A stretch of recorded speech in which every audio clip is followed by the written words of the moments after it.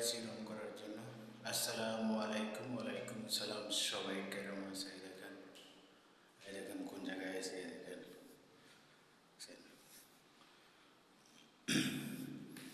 এই দেখেন রং করার জন্য কোন জায়গায় এসে দেখছেন।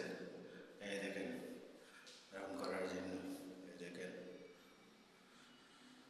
অনেক দূরে এসেছি ভাই। এই দেখেন, এই দেখেন কি সুন্দর জায়গাটি রং করার জন্য।